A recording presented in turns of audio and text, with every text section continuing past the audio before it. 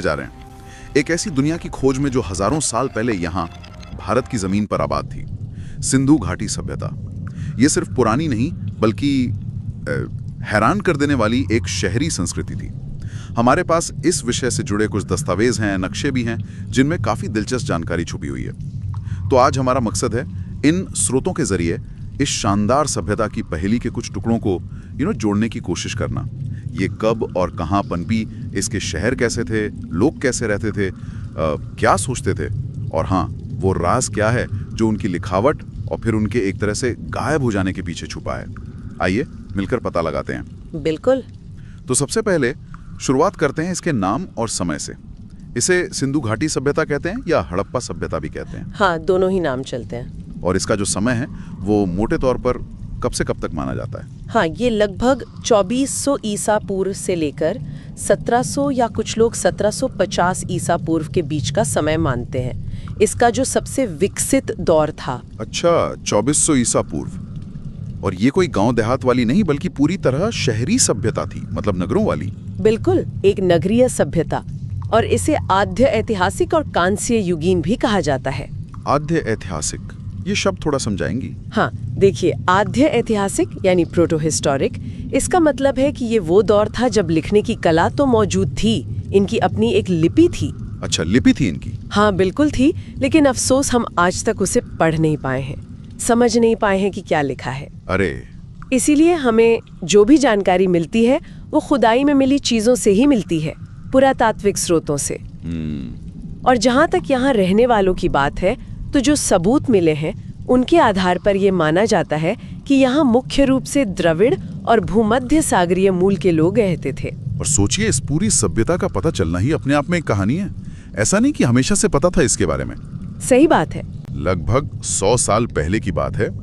1921 में राय बहादुर दयाराम साहनी ने पंजाब में रावी नदी के किनारे खुदाई की और हड़प्पा शहर सामने आ गया। हाँ, हड़प्पा। फिर अगले ही साल 1922 में राखाल दास बनर्जी ने सिंध में सिंधु नदी के किनारे एक और विशाल शहर खोज निकाला, मोहनजोदड़ो। मोहनजोदड़ो मतलब रातों रात जैसे भारत का इतिहास हजारों साल और पीछे चला गया। बिल्कुल, ये खोजें किसी धमाके से कम नहीं थी उस समय। इन्होंने दुनिया को एक ऐसी उन्नत सभ्यता से मिलवाया जिसके बारे में किसी को पहले कोई अंदाजा ही नहीं था। और एक और दिलचस्प बात यह है कि हजारों किलोमीटर दूर मेसोपोटामिया यानी आज का इराक, जो खुद एक बहुत पुरानी सभ्यता थी, हाँ, सुना है। उनके पुराने लेखों में मिट्टी की पट्टियों पर मेलुहा नाम की एक जगह का जिक्र मिलता है। मेलुहा? हाँ, मेलुहा। और बहुत से जानकार ये मानते हैं कि मेलुहा शायद सिंधु घाटी सभ्यता का ही नाम था जो वो लोग इस्तेमाल करते थे। अच्छा। अगर ये सच है तो ये दिखाता है कि इन दोनों महान सभ्यताओं के बीच उस जमाने में भी व्यापारिक रिश्ते थे। कितना कमाल का है ये। मेसोपोटामिया से रिश्ते? वाह। और ये रिश्ते सिर्फ व्यापार तक ही नहीं थे, इनकी अपनी दुनिया भी तो बहुत बड़ी थी। हाँ, बहुत विशाल। जरा अंदाजा लगाइए इसका फैलाव। नक्शे पर अगर देखें तो उत्तर में आज के जम्मू कश्मीर में चिनाब नदी के पास मांडा है। मांडा, हाँ। वहां से लेकर दक्षिण में महाराष्ट्र में गोदावरी नदी के किनारे दायमाबाद तक। दायमाबाद तक, बिल्कुल। और पूरब में उत्तर प्रदेश में हिंडन नदी के पास आलमगीरपुर मेरठ के पास से लेकर पश्चिम में पाकिस्तान ईरान बॉर्डर पर दाश्क नदी के किनारे सुतका गैंडोर तक। मतलब कितना विशाल क्षेत्र है ये। हाँ, ये भौगोलिक विस्तार वाकई चौंकाने वाला है। अगर आप उस समय की दूसरी बड़ी सभ्यताओं को देखें, जैसे मिस्र या मेसोपोटामिया, हाँ, उन दोनों के कुल क्षेत्रफल को मिला भी दें तो भी शायद सिंधु सभ्यता का इलाका उनसे भी बड़ा ही निकलेगा। अरे बाप रे। और सबसे बड़ी बात यह है कि इतने बड़े इलाके में जो शहर और बस्तियां मिली हैं, उनमें काफी समानताएं हैं। ऐसा नहीं कि सब अपनी अपनी ढपली बजा रहे थे। अच्छा, किस तरह की समानता है? जैसे नगर नियोजन में, ईंटों के आकार में, बाट और माप में, मोहरों पर। ये सब बताता है कि ये कोई बिखरी हुई बस्तियां नहीं थी, बल्कि एक बेहद संगठित सभ्यता थी। संगठित। और ये अपने आप में एक बड़ा सवाल खड़ा करता है कि भाई इतना संगठन आया कहाँ से? क्या कोई केंद्रीय सत्ता थी? सही बात है। इतने विशाल इलाके में फैले होने के साथ साथ जो सबसे ज्यादा हैरान करने वाली बात थी वो थी इन शहरों की अपनी बनावट। मतलब कमाल की इंजीनियरिंग। हाँ, शहरी योजना तो अद्भुत थे। शहर अक्सर एक ग्रिड पैटर्न पर बसाए जाते थे, मतलब सड़कें बिल्कुल सीधी। हाँ, सीधी और एक दूसरे को समकोण पर काटती हुई, जैसे आजकल के सेक्टर्स होते हैं कुछ शहरों में। बिल्कुल। और पानी निकासी का इंतजाम मतलब लाजवाब। ड्रेनेज सिस्टम तो कमाल का था। हर घर से नालियां निकलकर सड़क की मुख्य नाली से जुड़ती थीं, और वो भी ढकी हुई। हाँ, ढकी हुई नालियां। सोचिए साफ सफाई का कितना ध्यान रखा जाता होगा। आज भी कई जगह ऐसा सिस्टम नहीं मिलता। सही कहा। और ये नालियां और मकान पकी हुई ईंटों से बने होते थे, वो भी स्टैंडर्ड साइज की ईंटें। पकी हुई ईंटें? हाँ, सोचिए आज से 4,500 साल पहले मानकीकृत आकार की पकी हुई ईंटें बनाना और उनका इतने बड़े पैमाने पर इस्तेमाल करना, ये उनकी तकनीकी उन्नति दिखाता है। हाँ, और एक और थोड़ी अजीब सी बात थी, ज्यादातर घरों के दरवाजे और खिड़कियां मुख्य सड़क पर नहीं खुलते थे। हाँ, ये दिलचस्प है। पीछे की गली में खुलते थे, शायद शोर और धूल से बचने के लिए। हो सकता है, ये एक अंदाजा ही है। हालांकि गुजरात में जो लोथल शहर मिला है वहाँ अपवाद है। अच्छा, लोथल में? हाँ, लोथल में कुछ घरों के दरवाजे मुख्य सड़क पर खुलते पाए गए हैं, तो शायद कुछ भिन्नता भी थी। पर कुल मिलाकर इस शहरी योजना में जो बारीकी और जो दूरदर्शिता दिखती है, वो आज भी हमें सोचने पर मजबूर करती है। सही बात है। पुरातत्वविदों ने अब तक कई शहर और बस्तियां खोजी हैं, जिनमें से 6 को बहुत बड़ा और महत्वपूर्ण माना गया है। 6 बड़े शहर कौन कौन से? मोहनजोदाड़ो, हड़प्पा और गढ़वारी वाला, ये तीनों अब पाकिस्तान में है। अच्छा। और भारत में है धौलावीरा गुजरात में, राखीगढ़ी हरियाणा में और कालीबंगा राजस्थान में। धौलावीरा, राखीगढ़ी, कालीबंगा। ओके। और यहाँ एक और दिलचस्प बात सामने आती है, इन सभी जगहों पर, चाहे वो एक दूसरे से सैकड़ों किलोमीटर दूर क्यों ना हो, हमें गजब का मानकीकरण या स्टैंडर्डाइजेशन मिलता है। फिर वही बात, मानकीकरण। हाँ, जैसे ईंटों का आकार लगभग एक जैसा, तौलने के बाट एक जैसे, मोहरों पर बने निशान मिलते जुलते। ये कोई छोटी मोटी बात नहीं है। ये इशारा करता है कि शायद कोई केंद्रीय व्यवस्था थी, या कम से कम साझा नियम कानून तो जरूर थे, जो इतने बड़े इलाके को एक सूत्र में पिरोए हुए थे। मतलब उस जमाने के लिहाज से तो ये बहुत ही एडवांस सोच थी। बिल्कुल। अच्छा, इस अद्भुत शहरी योजना को और करीब से समझने के लिए आइए कुछ प्रमुख शहरों के अंदर चलते हैं। सबसे पहले मोहनजोदड़ो। इसे तो शायद सिंधु सभ्यता का गहना कह सकते हैं। हाँ, कह सकते हैं, क्योंकि वहाँ से जो चीजें मिली हैं वो वाकई कमाल की है। जैसे कि सबसे मशहूर है वहाँ का विशाल स्नानागार, जिसे अंग्रेजी में ग्रेट बाथ कहते हैं। Great bath? हाँ, सुना है इसके बारे में। कितना बड़ा था ये? ये कोई छोटा मोटा स्विमिंग पूल नहीं था। करीब 12 मीटर लंबा, 7 मीटर चौड़ा और लगभग 2.5 मीटर गहरा। बाप रे, काफी बड़ा है। हाँ, और इसके दोनों तरफ से नीचे उतरने के लिए सीढ़ियां बनी थी। पानी भरने और निकालने का भी पूरा इंतजाम था। पक्की ईंटों का बना हुआ, और पानी लीक ना हो इसके लिए बिटुमेन का इस्तेमाल भी किया गया था। कमाल है। इसका इस्तेमाल किस लिए होता होगा? ये आज भी पूरी तरह साफ नहीं है। शायद किसी खास धार्मिक अनुष्ठान के लिए, सामूहिक स्नान होता हो, या शायद शहर के जो खास लोग थे उनके लिए हो। ये बहस का विषय है। इसी के पास एक और बहुत बड़ी इमारत के अवशेष मिले हैं, जिसे अन्नागार या अनाज का गोदाम, ग्रेट ग्रैनरी माना जाता है। अन्नागार मतलब अनाज रखने की जगह? हाँ, अनाज स्टोर करने के लिए। और ये मोहनजोदाड़ो की सबसे बड़ी इमारतों में से एक है। अच्छा। इसका मिलना इस बात का सबूत है कि वहाँ खेती बाड़ी इतनी अच्छी होती थी कि जरूरत से ज्यादा अनाज पैदा होता था। सरप्लस प्रोडक्शन, सरप्लस, जिसे फिर शायद टैक्स के रूप में या भविष्य के लिए संभाल कर रखा जाता था। ये एक विकसित और आत्मनिर्भर समाज की निशानी है। और यहीं से वो प्रसिद्ध मूर्ति भी तो मिली है, कांसे की नर्तकी वाली। हाँ बिल्कुल, वो कान से नर्तकी की छोटी सी मूर्ति है, तो छोटी, पर उसकी जो भंगिमा है, जो आत्मविश्वास है, वो गजब का है। मैंने देखी उसकी तस्वीर, कमाल की है। हाँ, और इसके अलावा मोहनजोदड़ो से और भी बहुत कुछ मिला है। एक बहुत मशहूर मोहर है जिस पर एक योगी जैसी आकृति ध्यान मुद्रा में बैठी है। योगी वाली मोहर? हाँ, सिर पर सींग जैसा मुकुट है और चारों तरफ जानवर बने हैं, हाथी, बाघ, गैंडा और भैंसा। नीचे 2 हिरन भी हैं। अच्छा। इसे कुछ विद्वान पशुपति यानी शिव का आदि रूप मानते हैं।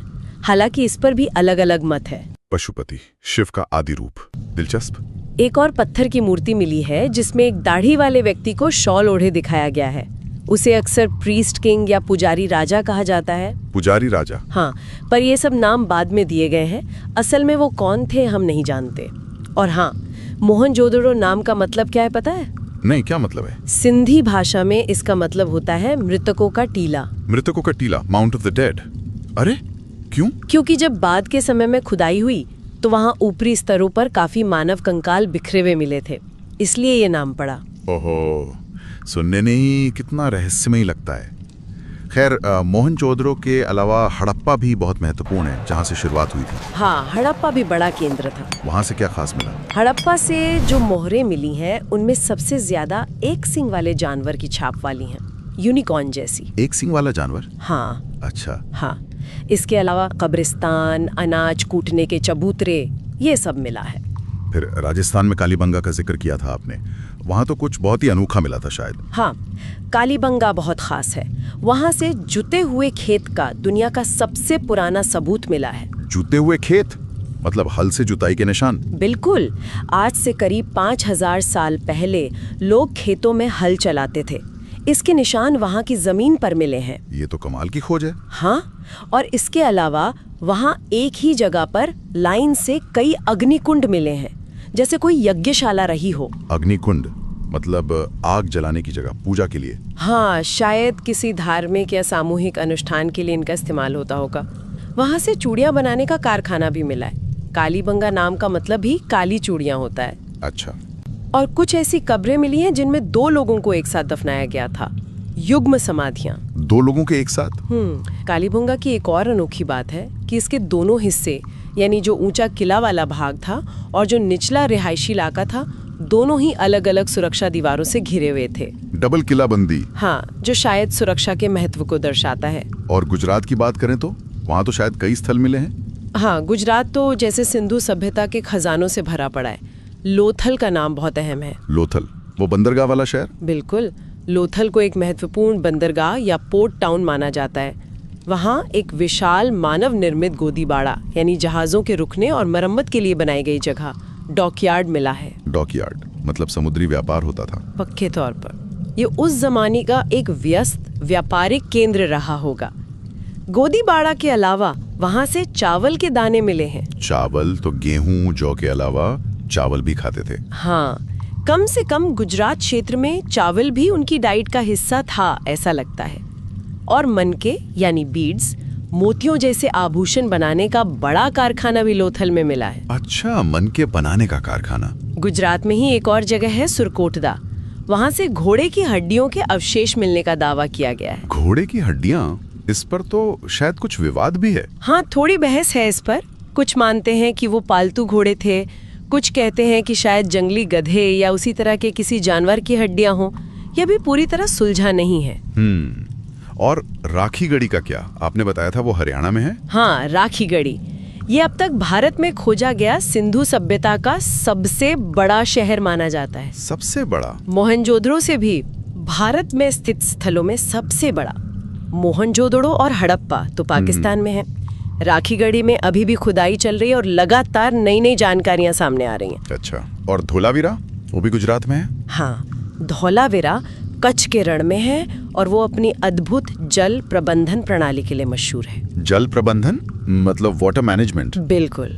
वहाँ बारिश के पानी को जमा करने और इस्तेमाल करने के लिए बड़े बड़े जलाशय, रिजर्वॉयर्स और नहरें बनाई गई थीं, पत्थरों को काटकर। वाह, बहुत ही प्रभावशाली इंजीनियरिंग है वो। वाह, मतलब पानी की कीमत समझते थे वो लोग। बिल्कुल, खासकर कच्छ जैसे इलाके में। कमाल है। शहर इतने सुनियोजित, व्यापार इतना फैला हुआ, तो फिर इन शहरों में रहने वाले लोगों की रोजमर्रा की जिंदगी कैसी रही होगी? क्या खाते पीते थे, क्या पहनते थे? देखिए, जैसा हमने पहले भी बात की, खेती उनकी जिंदगी का मुख्य आधार थी। गेहूं और जौ उनकी मुख्य फसलें थीं। गेहूं और जौ? हाँ, लेकिन लोथल और रोंगपुर जो गुजरात में ही है, जैसी जगहों से चावल के सबूत भी मिले हैं। इसके अलावा शायद खजूर, मटर, तिल वगैरह भी उगाते होंगे। और जानवर? कई तरह के जानवर पालते थे।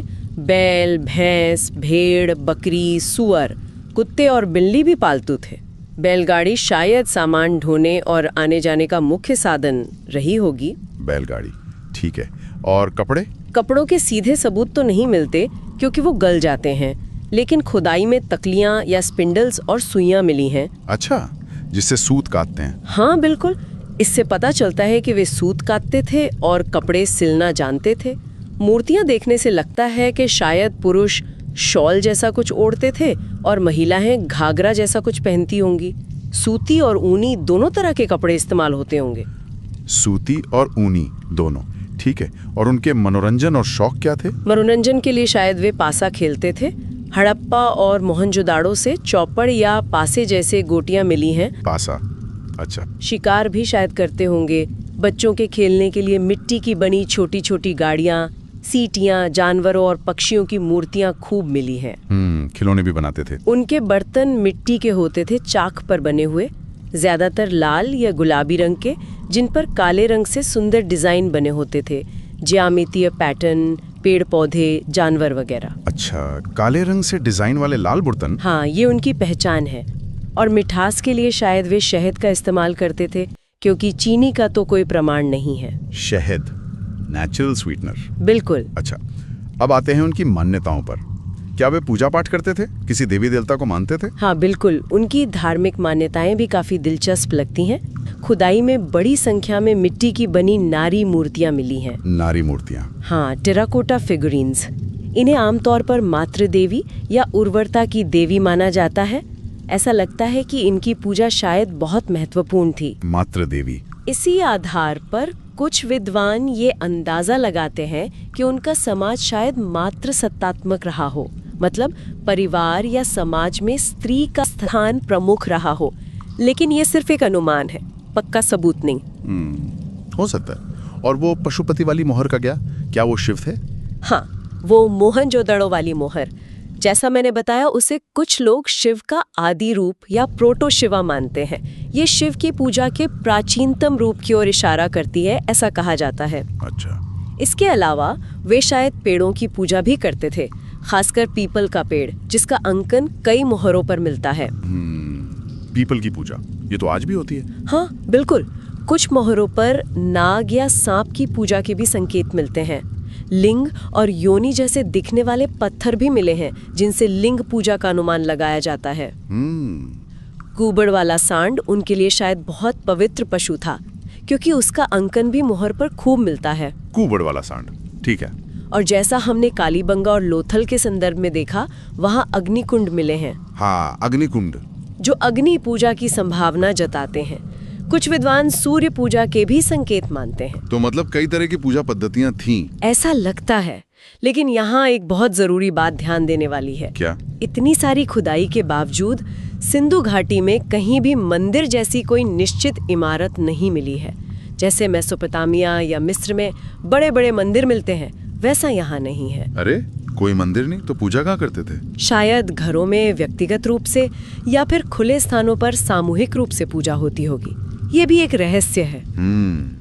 और मृत्यु के बाद अंतिम संस्कार कैसे करते थे? इसमें भी विविधता मिलती है। मोहनजोदड़ो में शवों को जलाने यानी दाह संस्कार के प्रमाण ज्यादा मिले हैं। जलाने के? हाँ, जबकि हड़प्पा में शवों को दफनाने के प्रमाण ज्यादा हैं, वो भी बर्तनों और सामान के साथ। दफनाने के? हाँ, और लोथल और कालीबंगा में हमने बात की थी, युग्म समाधियां मिली हैं, जहाँ 2 लोगों को साथ दफनाया गया है। हाँ, युग्म समाधियां। ये विविधता शायद अलग अलग समुदायों की अलग अलग मान्यताओं या फिर समय के साथ बदलते रिवाजों का संकेत देती है। और एक और चिन्ह है जो आज बहुत प्रचलित है, स्वास्तिक। क्या वो भी था? हाँ, ये बहुत दिलचस्प है। आज हम जिस स्वास्तिक चिन्ह को इतना शुभ मानते हैं, वो भी सिंधु घाटी की मोहरों पर मिला है। ये इसकी प्राचीनता को दिखाता है। वाह, ये तो कमाल की बात है। अच्छा, एक और चीज़ जो मुझे हमेशा बहुत आकर्षित करती है, वो है उनकी लिपि। आपने शुरू में बताया कि वो पढ़ी नहीं जा सकी है। हाँ, वो अब तक एक पहेली बनी हुई है। ये दिखती कैसी है? क्या है इसमें अक्षर? नहीं, इसमें अक्षर नहीं है, जैसे हमारी देवनागरी या रोमन लिपि में होते हैं। ये एक भावचित्रात्मक लिपि है। भावचित्रात्मक मतलब इसमें आवाज़ों के लिए अक्षर नहीं है, बल्कि चीज़ों या विचारों को दर्शाने के लिए छोटे छोटे चित्र या निशान बने हुए हैं, जैसे मछली का निशान, आदमी का निशान, किसी बर्तन का निशान। अच्छा, चित्रों वाली लिपि। कितने निशान हैं इसमें? करीब 400 अलग अलग निशान अब तक पहचाने गए हैं। 400? काफी ज्यादा हैं। ये कहाँ मिलते हैं लिखे हुए? ज्यादातर ये छोटी छोटी मोहरों या सील्स पर मिलते हैं जो सेलखड़ी या स्टीटाइट पत्थर की बनी होती थीं, या फिर तांबे की छोटी पट्टिकाओं पर, मिट्टी के बर्तनों पर भी कभी कभी मिल जाते हैं। और ये लिखी कैसे जाती थी, बाईं से दाएं या दाईं से बाएं? ज्यादातर जो नमूने मिले हैं उससे लगता है कि ये दाएं से बाएं लिखी जाती थी। दाएं से बाएं, जैसे उर्दू या अरबी? हाँ बिल्कुल। कुछ नमूनों में ऐसा भी लगता है कि पहली लाइन दाएं से बाएं और दूसरी बाएं से दाएं लिखी है, जिसे बूस्ट्रोफिडॉन स्टाइल कहते हैं। अरे वाह, लेकिन इसे पढ़ा क्यों नहीं जा सका अब तक? क्या मुश्किल है? सबसे बड़ी मुश्किल ये है कि हमें आज तक कोई द्विभाषी लेख नहीं मिला है। द्विभाषी मतलब ऐसा कोई लेख जिसमें एक ही बात सिंधु लिपि में और साथ में किसी ऐसी लिपि में लिखी हो जिसे हम पढ़ना जानते हैं, जैसे मेसोपोटामियाई या मिस्री लिपि। अच्छा, जैसे रोजेटा स्टोन था मिस्र के लिए। बिल्कुल, रोजेटा स्टोन पर एक ही राजा का आदेश 3 लिपियों में लिखा था, जिससे मिस्र की चित्रलिपि को समझने में बहुत मदद मिली। वैसा कुछ यहाँ नहीं मिला है। ओहो। दूसरी मुश्किल ये है कि सिंधु लिपि में लिखे जो लेख मिले हैं वो बहुत ही छोटे छोटे हैं। ज्यादातर मोहरों पर बस 4-5 निशान ही होते हैं। कोई लंबी कहानी या दस्तावेज नहीं मिला है। छोटे लेख। तो इतने कम मटेरियल से भाषा और लिपि को समझना बेहद मुश्किल काम है। सही बात है, पर सोचिए अगर हम इसे पढ़ पाते। अरे तब तो क्रांति आ जाती। हम उनके नाम जान पाते, उनके शहरों के असली नाम पता चलते, शायद उनके राजाओं या देवताओं के बारे में सीधे पढ़ पाते, उनके व्यापार के रिकॉर्ड समझ पाते, उनके विचार, उनकी कहानियां। मतलब एक पूरी की पूरी सभ्यता हमसे बात करने लगती। हाँ बिल्कुल। अभी तो वो मूक है, ये एक बंद दरवाजा है जिसके पीछे न जाने कितने राज छुपे हैं। सच में लिपि के अलावा उनके समाज के बारे में और क्या अंदाजा लगता है? क्या वे लड़ाई झगड़ा करने वाले लोग थे या शांति प्रिय? ये एक दिलचस्प सवाल है। एक ध्यान देने वाली बात ये है कि खुदाई में युद्ध के हथियार जैसे तलवारें वगैरह बहुत ही कम या ना के बराबर मिले हैं। तलवारें नहीं मिली? नहीं, ढाले भी नहीं मिली हैं। हाँ, तांबे और कांसे के भाले के सिरे, तीर के नोक और कुल्हाड़ियाँ जरूर मिली हैं। अच्छा। लेकिन वो शिकार करने या रोजमर्रा के काम के औजार भी हो सकते हैं। उनसे ये पक्का नहीं होता कि बड़े पैमाने पर युद्ध होते थे। तो इससे कई विद्वान ये अंदाजा लगाते हैं कि समाज शायद काफी हद तक शांति प्रिय था और शायद बाहरी हमलों का खतरा भी कम रहा हो, कम से कम ज्यादातर समय तक। हालांकि कुछ शहरों में किलाबंदी जरूर मिलती है जो सुरक्षा की जरूरत तो दिखाती है। ठीक है, और व्यापार, उसका क्या स्टेटस था? व्यापार तो बहुत ही उन्नत था। हमने मेसोपोटामिया के साथ रिश्तों की बात की थी। हाँ, मेलोहा वाली बात। उसके पक्के सबूत हैं। सिंधु घाटी की बनी हुई मोहरें मेसोपोटामिया के शहरों जैसे ऊर, किश वगैरह में मिली हैं, और वहाँ की कुछ चीजें जैसे बेलनाकार मोहरें यहाँ भी मिली हैं। अच्छा, लेन देन था मतलब? बिल्कुल।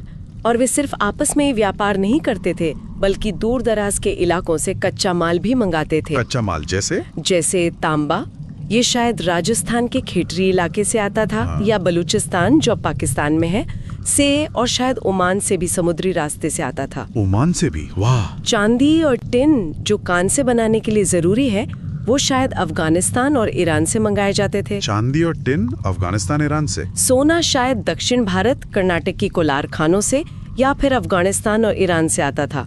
सीसा भी ईरान से मंगाया जाता था। मतलब पूरा इंटरनेशनल ट्रेड नेटवर्क था इनका। हाँ, ये लिस्ट दिखाती है कि उनका व्यापार नेटवर्क कितना विशाल और कितना जटिल था। ये कोई अलग थलग पड़ी सभ्यता नहीं थी। सही बात है। और ये व्यापार होता कैसे था? मतलब सामान कैसे लाते ले जाते थे? जमीन पर तो शायद बैलगाड़ियों का इस्तेमाल होता था।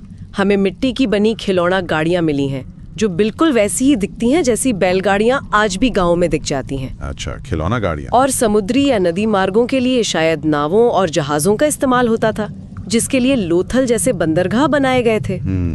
लोथल का डॉकयार्ड। व्यापार में लेन देन के लिए या सामान की पहचान के लिए वे मोहरों, सील्स का इस्तेमाल करते थे। हाँ। उन पर जानवर की आकृति और कुछ लिपि के निशान बने होते थे। मोहरे, हाँ। शायद ये किसी व्यापारी या किसी समूह या किसी अधिकारी की पहचान होती थी जो सामान के गट्ठर पर लगाई जाती होगी। अच्छा, स्टैंप की तरह? हाँ, एक तरह से। और नापतोल के लिए उनके पास मानकीकृत बाट होते थे। हाँ। पत्थर के बने हुए, क्यूबिकल शेप के बाट। हाँ, और कमाल की बात यह है कि ये बाट ज्यादातर 16 के अनुपात पर आधारित थे, जैसे 1, 2, 4, 8, 16, 32, 64। इस तरह से। 16 के अनुपात में, जैसे पुराने जमाने में 16 आने होते थे 1 रुपए में। हाँ, कुछ वैसी ही प्रणाली लगती है।